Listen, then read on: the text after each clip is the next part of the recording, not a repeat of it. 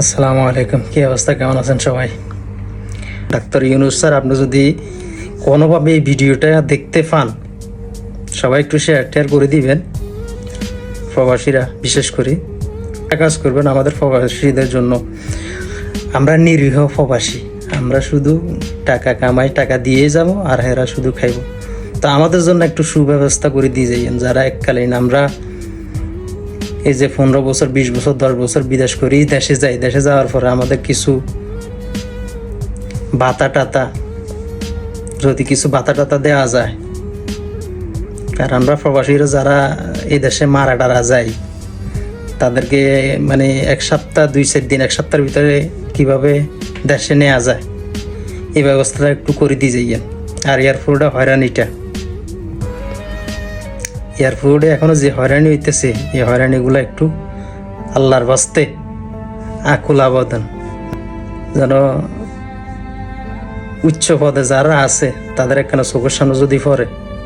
তার আপনি তো সম্মানী ব্যক্তি, আপনারে আমরা নির্লজ্জ জাতি, আপনারা সম্মান দিতে পারতেছি না। যেভাবে আপনারে ওই মশা মাছির মতো বেড়াই ধরছে, আপনি আশা যাইতে গইব আপনারা বেশি দিন থাকতে দিত না। কারণ আমরা এমন এক জাতি, সম্মানী লোককে সম্মান দিতে জানি না, বেহায়া জাতি। যেভাবে আপনার বেড়াই ধরতেছে, আপনি আশা করি যখন যাইবেনই এমন সিস্টেম করে দিয়ে যাইয়েন। যারা নিরীহ আছে, দেশে আছে, বিদেশে আছে, তাদেরকে একটু সুব্যবস্থা করে দিয়েন।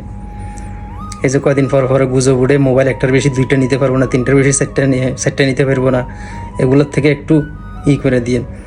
আমরা তো আর ব্যবসা করে বললে দেশে মোবাইল টোবাইল নিয়ে যাই না। বড় বড় চালান যারা আছে এগুলো ধরেন আপনারা, যারা স্বর্ণ টন্ন নিয়ে যায়, মোটা অঙ্কের জিনিস নিয়ে যায়, এগুলো ধরেন, আমাদের কোনো আপত্তি নেই।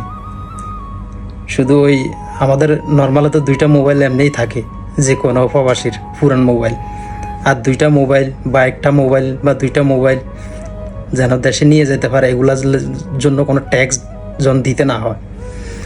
এই জিনিসগুলো আপনি একটু করে দিয়ে যাবেন, আপনার কাছে আকুল আবেদন এটাই।